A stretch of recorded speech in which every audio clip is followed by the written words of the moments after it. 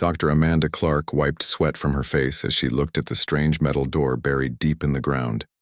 She had been digging on this planet for 3 months now, and nothing had prepared her for what she found today. The planet was called Kepler 442c, and it was supposed to be empty. No life, no cities, nothing special.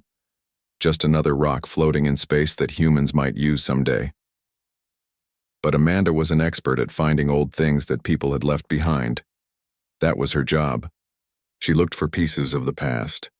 "Jake, come look at this," she called to her friend. Jake Martinez was good with languages. He could read words that most people had forgotten long ago. Right now he was brushing dirt off some metal plates they had found. Jake walked over to, where Amanda stood. Behind her was Captain Lisa Brown, a soldier who kept them safe while they worked. Lisa always carried a big gun and watched the sky for trouble. "What do you think it is?" Jake asked, looking at the door. It was made of metal that looked new, even though it had been buried for a very long time. Strange symbols covered its surface. "I think it goes down," Amanda said. "Way down. My machines say there is something huge under the ground here, something big enough to be a city." Lisa stepped closer. "How old do you think it is?" Amanda checked her equipment again. "At least 800 years. Maybe more. But that does not make sense. Humans did not come to this part of space until 50 years ago." Jake was already working on the symbols. He took pictures and fed them into his computer. The computer tried to match them with languages it knew. After a few minutes, it made a beeping sound. "Got something," Jake said, looking excited. "These symbols are old Earth languages. Really old ones. I see Latin, ancient Chinese, Old English, and others." "What do they say?" Amanda asked. Jake read, slowly from his screen. "Warning. Danger. Do not open." He looked up at them. All the languages say the same thing. Someone really did not want people to find this. Captain Brown checked her gun. "Maybe we should call this in. Get more people here before we go deeper." Amanda shook her head. "We need to know what this is first. If we call for help now, they might take us off the project. I have spent my whole life looking for something like this. They had tools that could open almost any door." Amanda set them up while Jake kept reading the symbols. There were more warnings, all saying the same thing in different ways. "Stay away. Death below. Only open when all humans will die." "Cheerful," Lisa said, but she kept her gun ready. The tools made a loud noise as they cut through the metal door. Sparks flew everywhere. After an hour, they had cut a hole big enough to walk through. Cold air came out of the hole carrying a strange smell.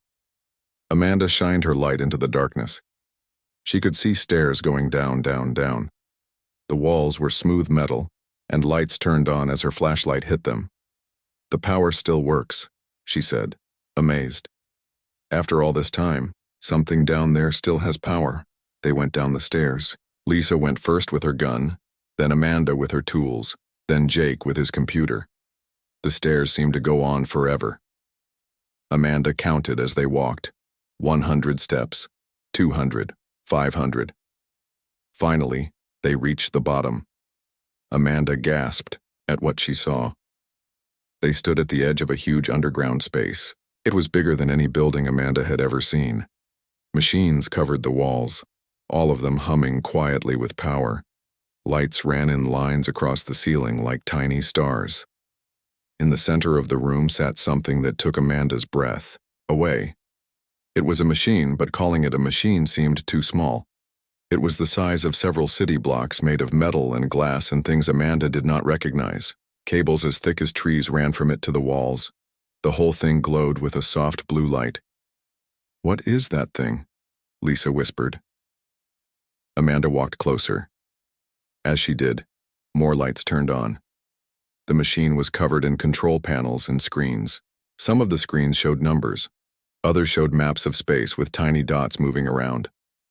Jake found more symbols on a wall near the machine. These were different from the ones outside, newer. He worked on them while Amanda studied the machine. "I think I found something," Jake said after a while. "These symbols tell a story. They talk about a project, something called Project Nemesis. Amanda looked up from a control panel she was studying. What else does it say? It says this machine was built to protect humanity, to kill enemies that would come from the stars. Jake's voice got quiet. It says the enemies would find us someday, and when they did, this machine was the only thing that could save us. Lisa was looking at one of the screens that showed space. Amanda, you need to see this. Amanda and Jake hurried over. The screen showed their part of space, but there were new dots on it. Red dots, lots of them. And they were moving toward the planets where humans lived. How long has this screen been showing this? Amanda asked. Lisa pointed to numbers at the bottom of the screen. If I am reading this right, those red dots showed up 3 days ago. Amanda felt cold. She looked at the giant machine, then at the screen showing red dots moving through space. After 800 years of hiding, something had finally found them. Jake found more writing on the wall. It says here that the red dots are ships, alien ships, and they are coming to kill every human in the galaxy. Amanda stared at the machine. Now she understood why someone had built it, why they had hidden it on this empty planet, and why all those warnings had said to only open this place when all humans would die. We need to call Earth, she said. Right now. The alien ships were coming, and humanity's secret weapon had been waiting 8 centuries for this moment. General Henry Collins stood in the rain, looking at the crashed alien ship. It was the year 2341, 46 years before Amanda Clark would find the hidden machine. Henry was a young man then, but what he saw that day in the Australian desert would change everything. The ship was not like anything humans had ever built. It was smooth and silver, with no sharp edges anywhere. Strange symbols covered its hull. Most of the ship was buried in the red dirt, but the part they could see was bigger than a house. Any survivors?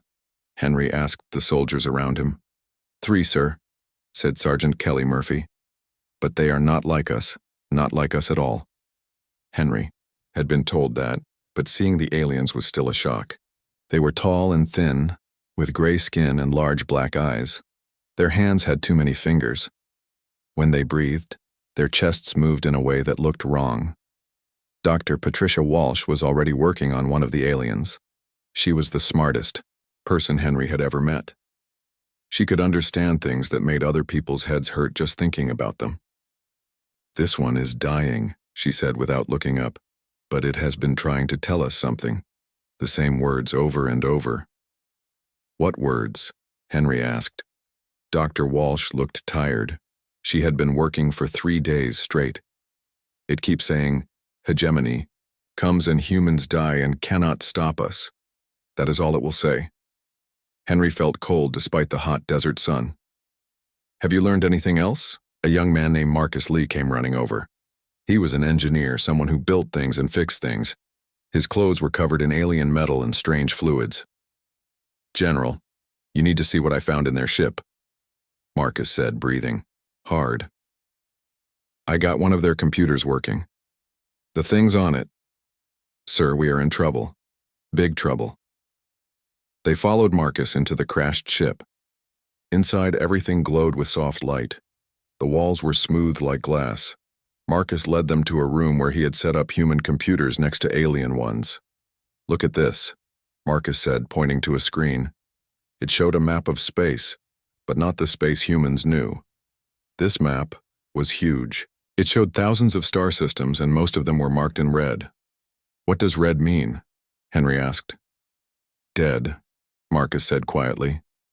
Each red mark is a world where people used to live. The computer has records going back thousands of years. The hegemony has been traveling from world to world, killing everyone they find. Dr. Walsh was looking at another screen. How many species have they killed? Marcus checked his notes. Over 300. Some were more advanced than us, some were less advanced. It did not matter. The hegemony killed them all. Henry stared at the map. There were so many red dots, so many dead worlds. How long do we have?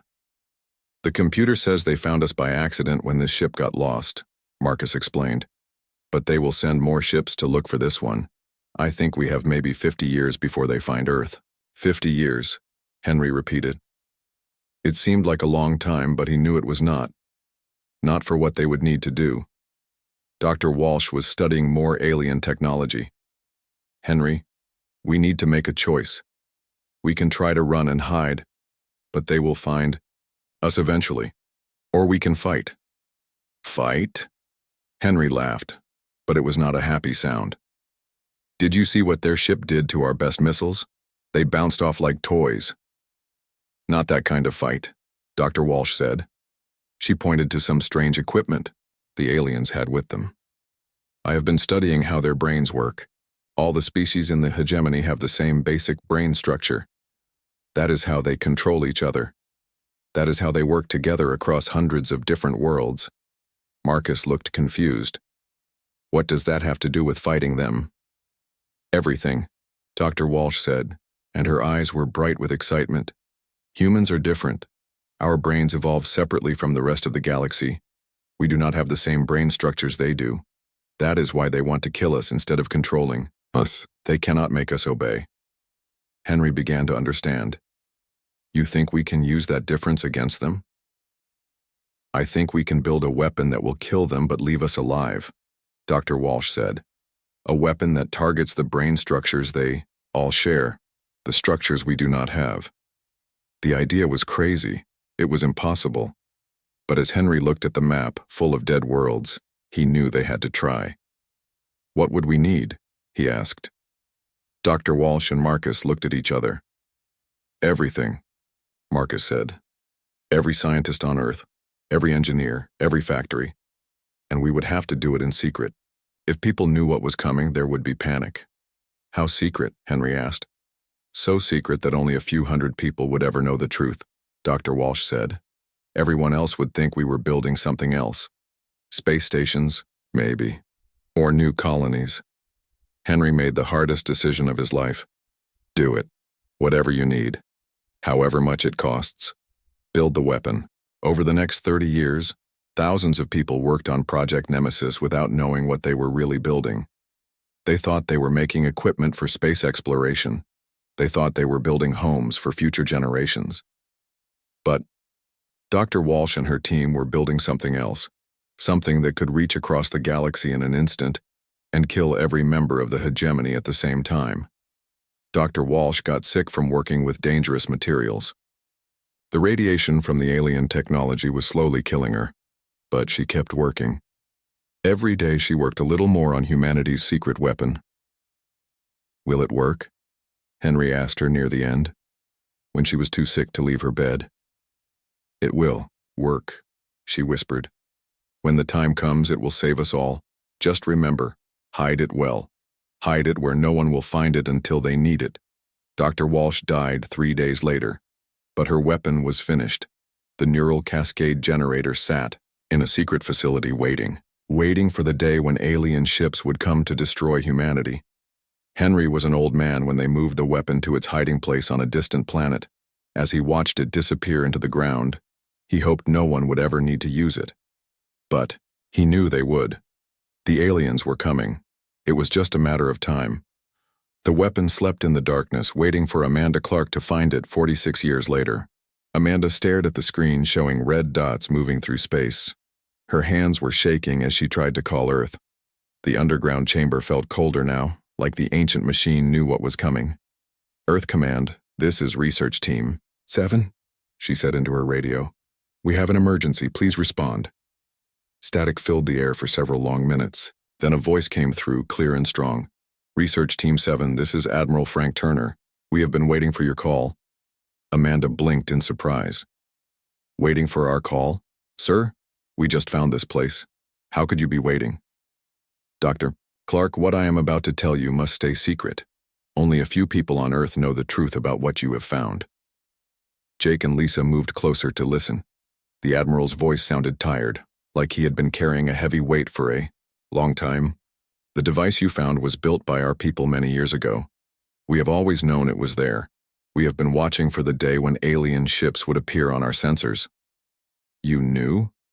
Amanda felt angry. You knew there was this huge weapon buried here and you did not tell us? We could not tell you. The fewer people who knew, the safer the secret was. But now the hegemony has found us just like we always knew they would. Lisa stepped forward. Admiral, what is the hegemony? 12 alien species that work together to kill other species. They have been doing it for thousands of years. They destroyed over 300 worlds before they found us. Amanda looked at the massive machine humming quietly in the center of the chamber. And this device can stop them? It can kill them all, Admiral Turner said. Every member of every hegemony species in the galaxy. But Dr. Clark using it would mean ending 12 entire species forever. Billions and billions of lives. The weight of those words hit Amanda like a punch to the stomach. She had found humanity's salvation, but it came with a terrible price. How long do we have? Jake asked. Our defense fleets are fighting them now, the Admiral said. But their ships are too advanced. We cannot stop them with normal weapons. They are destroying our colonies one by one. As if to prove his point, alarms began ringing in the underground chamber. One of the screens showed a red dot disappearing from the map. A human colony had just been destroyed. New Eden colony is gone, Lisa said, reading the screen. 200,000 people. Amanda closed her eyes. She had friends on New Eden colony. Had. Past tense now. There is something else you need to know, Admiral Turner continued. We captured one of their ships yesterday. The alien commander told us why they want to kill us. Why? Amanda asked. Because we are different.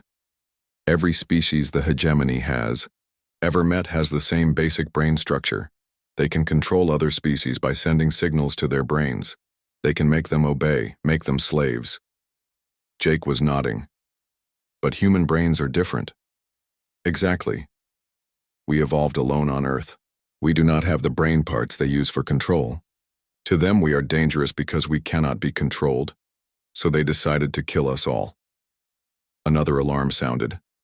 Another red dot vanished from the screen. Another human world was dead. Admiral, Amanda said, how does the weapon work? It sends a signal through something called quantum space. The signal reaches every part of the galaxy at the same time. It targets the brain structures that all hegemony species share, the structures humans do not have.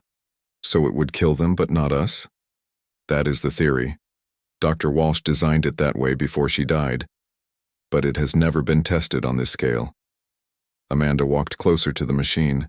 It was beautiful in a strange way, all curves and glowing lights. But knowing what it could do made it look different. More frightening. How do we turn it on? She asked.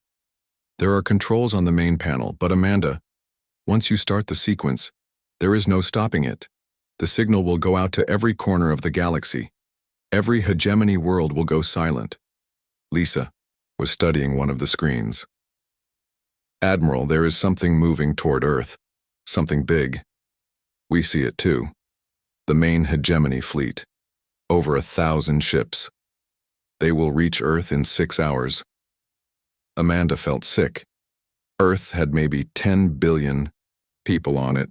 Her parents lived there, her sister, her nephew who was only 5 years old. What about evacuation? Jake asked. Where would we evacuate to? They are attacking every human world at the same time. There is nowhere to run. The screen showed more red dots disappearing. More colonies dying. Amanda counted them.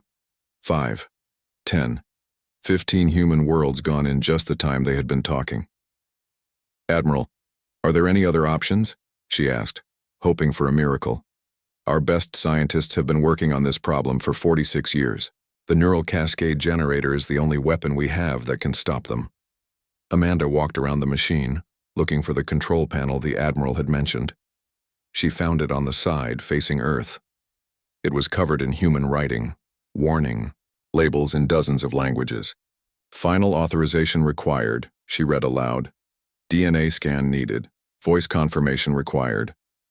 The machine will only work for certain people, Admiral Turner explained. People whose DNA is in the database. Dr. Walsh made sure that only humans could activate it, and only humans who were cleared for the highest levels of security. Amanda pressed her hand to a scanner on the panel. It beeped and flashed green. DNA accepted. a computer voice said. Dr. Amanda Clark authorized for neural cascade generator activation. She stared at the scanner. How did you know I would be the one to find this? We did not know it would be you specifically, but we made sure that every deep space research team had at least one person who could activate the device if they found it. More alarms rang. More red dots vanished. Amanda counted 23 human colonies destroyed now. 23 worlds that would never see another sunrise. Dr. Clark, Admiral Turner's voice was urgent now. The hegemony fleet will reach Earth in 5 hours. If you are going to use the device, it has to be now. Amanda looked at Jake and Lisa. They both looked scared, but they nodded at her. 12 species, she whispered. Billions of lives. Who have spent thousands of years killing other species, Lisa said firmly. Who are killing our people right now? Amanda put her hand on the activation switch. It felt warm under her fingers. Admiral, if I do this, what happens to us? To the three of us here? There was a long pause. The chamber is shielded. You should survive. But Dr. Clark, what you are about to do will change the galaxy forever. Are you ready for that responsibility? Amanda thought about her nephew, about her parents, about the billions of humans who would die if she did nothing. She thought about the 300 species the hegemony had already killed, about all the children who had died on worlds she would never know the names of. I am ready, she said and pressed the switch. Amanda's finger stopped just above the activation switch. She could not do it. Not yet. Wait, she said into the radio. Admiral, I need to know more. Are all the hegemony species evil? Are they all killers? Dr. Clark, we do not have time for this. Earth will be under attack in less than 5 hours. I need to know, Amanda said firmly. Before I kill billions of beings, I need to understand what I am killing. Jake was working at one of the alien computers they had found. Amanda, I think I can help with that. I have been reading their records while you were talking to the Admiral. What do you find? Lisa asked.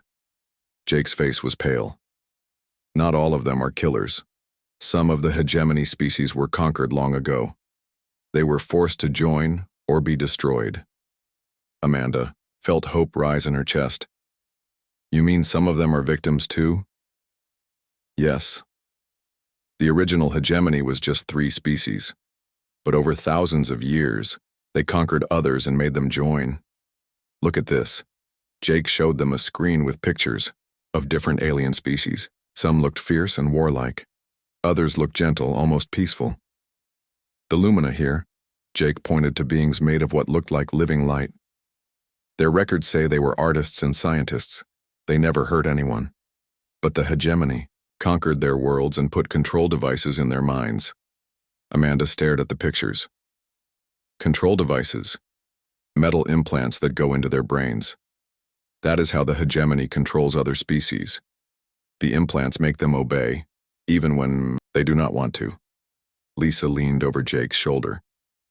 So some of these aliens are slaves? Exactly. And get this, the implants are what make them all have the same brain structure, the structure that Dr. Walsh's weapon targets. Amanda suddenly understood. So the weapon would kill the slaves along with the masters. Unless, Jake said slowly, we could change how the weapon works. Admiral Turner's voice crackled through the radio. Dr. Clark, what are you discussing? We need to activate the device now. Admiral, we found something. Some of the hegemony species are not evil. They are slaves with control devices in their brains. There was silence from Earth Command. Then Admiral Turner spoke again, his voice careful. Dr. Clark, even if that is true, we cannot save them. The device works by targeting their brain implants. There is no way to separate the slaves from the masters. What if there is? Amanda asked. What if we could change the device to only destroy the implants, not the beings themselves? That is impossible. Dr. Walsh designed the weapon decades ago. No one understands it well enough to make changes. But Jake was already studying the machine's control panels. Maybe someone does understand it. Amanda, look at this. He had found a hidden panel on the machine. Inside were detailed plans and notes, all written in Dr. Walsh's handwriting. She thought of this, Jake said excitedly.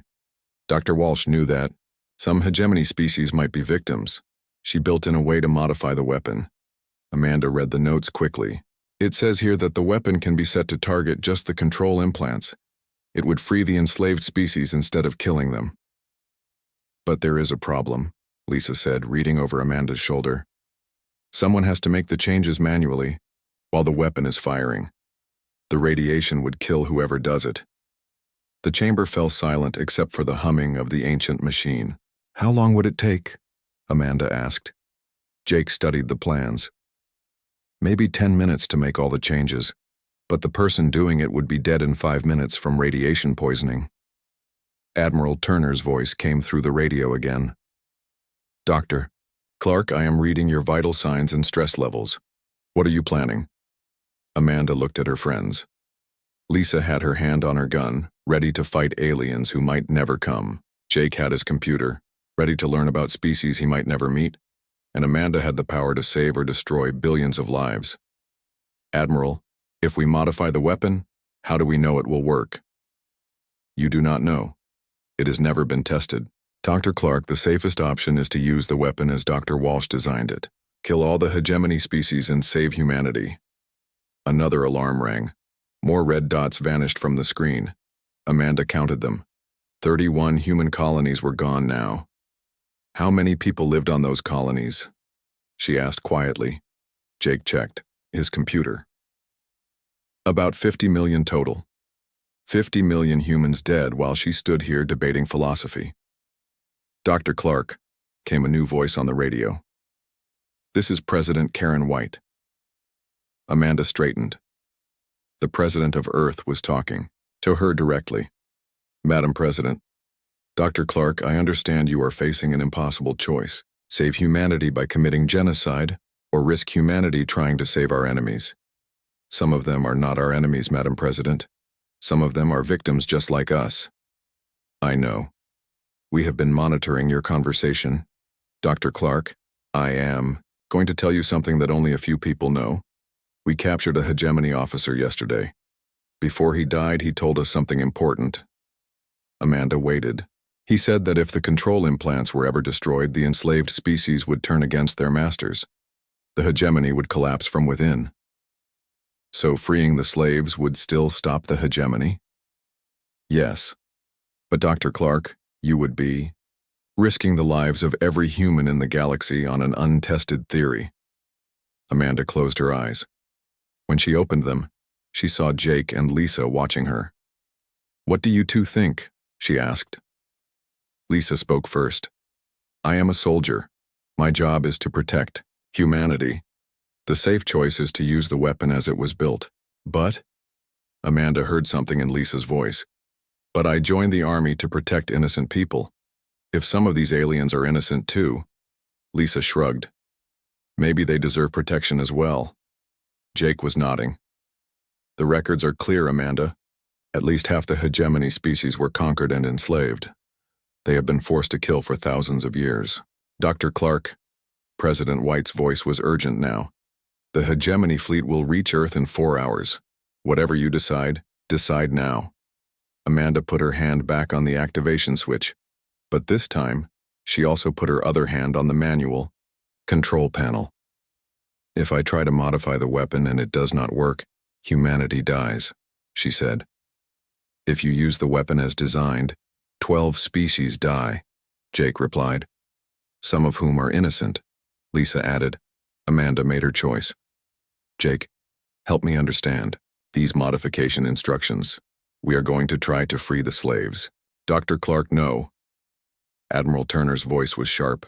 You are risking everything. Admiral, 50 million humans are already dead. 50 million people who will never go home to their families. I will not let their deaths be meaningless by making us into the same kind of monsters who killed them. Amanda began studying the modification instructions, while alarms continued to ring and red dots continued to vanish from the screen. She had 4 hours to figure out how to save 2 civilizations at once or watch them both die trying. Amanda worked frantically at the control panel while alarms rang all around her. The instructions Dr. Walsh had left were complex, written in technical language that made Amanda's head hurt. "Jake, what does this mean?" she asked, pointing to a section covered in numbers and strange symbols. Jake leaned over her shoulder, reading quickly. "It says you have to adjust the signal frequency while the machine is firing. But look here. The radiation levels will be deadly after just 3 minutes. And it takes 10 minutes to make all the changes," Amanda said grimly. Lisa was watching the screens that showed space battles. "The hegemony fleet will reach Earth in 2 hours. Our defense ships are not slowing them down." On the main screen, Amanda could see human ships fighting desperately against alien vessels. The human ships looked like toys compared to the massive hegemony warships. As she watched, 3 more human ships disappeared in bright flashes of light. "Admiral Turner, are you still there?" Amanda called into her radio. "I am here, Dr. Clark. Have you made your decision? I am going to try to modify the weapon, but I need help understanding these instructions." There was a pause. Then a new voice came through the radio, old and shaky. "Dr. Clark, this is Marcus Lee. I helped Dr. Walsh build that machine." Amanda's eyes widened. Marcus was the young engineer from the story, but now he was an old man. "Mr. Lee, I thought you were dead." "Not yet. I have been waiting my whole life for this day. Dr. Walsh made me promise to help whoever found the machine." "Can you guide me through the modifications?" "I can try. But Dr. Clark, I have to tell you something. Patricia, Dr. Walsh, she died from radiation poisoning while building that machine, the same radiation that will kill you if you try to modify it." Amanda's hand stopped moving over the controls. "How long will I have?" 3 minutes before the radiation starts hurting you. 5 minutes before it kills you. 10 minutes to make all the changes." The math was simple and terrible. Amanda would die before she could finish. "Is there any other way?" Lisa asked. Marcus's voice was sad. "No. Someone has to be in the chamber with the machine to make the changes. The controls cannot be operated remotely." Jake grabbed Amanda's arm. "You do not have to do this. We can use the weapon the way Dr. Walsh designed it. Save humanity and end this." Amanda looked at the screen showing the space battle. More human ships were dying every minute. But she also thought about the pictures Jake had shown her. The Lumina, who had been artists, other species who had been peaceful before the hegemony enslaved them. "How many enslaved species are there?" she asked. Jake checked his computer. 9 of the 12 hegemony species were conquered and enslaved. Only 3 species joined willingly. So 9 innocent species and 3 guilty ones. Yes. Amanda made her decision. "Mr. Lee, tell me how to modify the machine." "Amanda, no," Lisa said.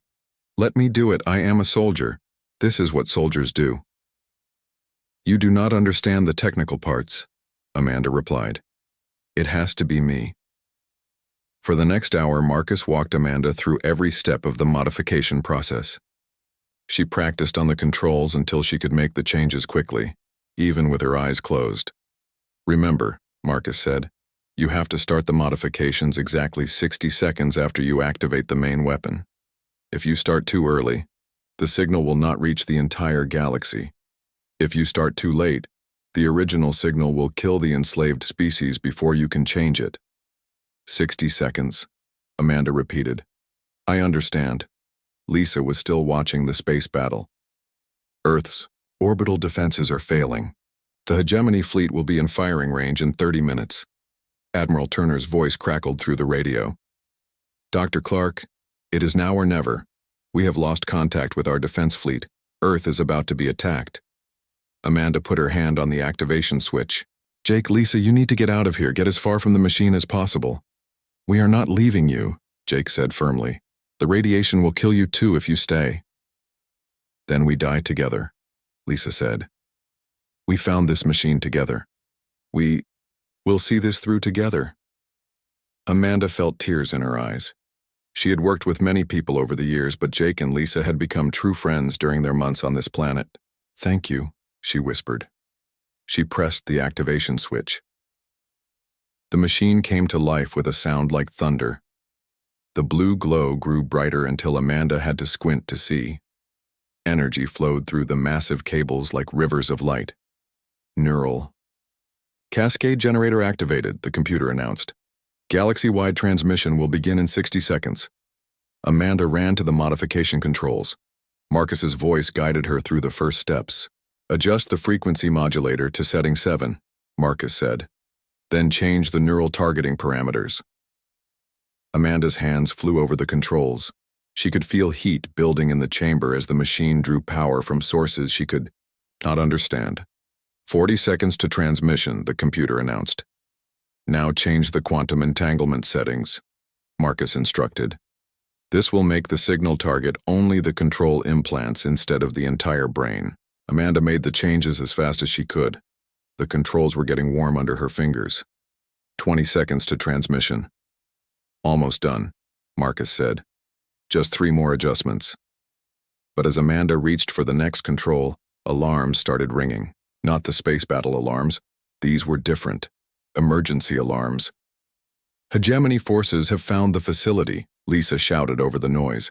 They are breaking through the outer doors. On one of the screens, Amanda could see alien soldiers moving through the tunnels above them. They would reach the chamber in minutes. 10 seconds to transmission. Amanda ignored the aliens and focused on the controls. She made the second adjustment just as the computer announced, Galaxy-wide transmission beginning now. The machine's roar became deafening. The blue glow turned white, then became too bright to look at. Amanda could feel the radiation washing over her like heat from a fire. She made the third adjustment. The radiation was making her sick already. Her hands were shaking. 2 more changes, Marcus said, but his voice sounded far away now. The chamber door exploded inward. Alien soldiers poured in, firing weapons at anything that moved. Lisa shot back with her gun while Jake tried to shield Amanda with his body. Keep working, Jake shouted. Do not stop. Amanda made the 4th adjustment. Her vision was getting blurry. The radiation was cooking her from the inside. 1 more change, just 1 more, but her hands would not obey her anymore. She reached for the final control, but her fingers would not close around it. I cannot do it, she whispered. I cannot make the last change. Jake grabbed her hand and put it on the control. Yes, you can. We all can. Together, with Jake's hand, over hers and Lisa providing cover fire, Amanda made the final adjustment. The machine's sound changed. The signal that was racing across the galaxy at the speed of thought changed from a weapon of destruction into a tool of liberation. Signal modified, the computer announced. Targeting control implants only. Enslaved species will be freed. Amanda collapsed. The radiation had destroyed her body, but she was still alive long enough to see the results on the screens around her. Across the galaxy, hegemony ships stopped firing. The enslaved species were free for the first time in thousands of years, and they turned on their former masters with centuries of rage. The 3 truly evil species, the original hegemony, found themselves outnumbered 3-1 by the beings they had enslaved. The war was over in minutes. Earth is safe. Admiral Turner's voice came through the radio. The hegemony fleet has surrendered. Dr. Clark, you did it. You saved everyone. Amanda smiled, even though it hurt. She had saved humanity without becoming a monster. The enslaved species were free. The galaxy would finally know peace. Dr. Walsh would be proud, Marcus said softly. Amanda closed her eyes. She thought about her nephew back on Earth. He would grow up in a galaxy where humans and aliens could be friends instead of enemies. Worth it, she whispered. And the ancient machine hummed quietly around her, its long vigil finally over. Jake held her hand as the lights dimmed. Outside, 9 newly freed species were learning what it meant to be free again, while 3 species learned the price of cruelty. The galaxy would remember Amanda Clark as the woman who chose mercy over revenge, and saved everyone because of it.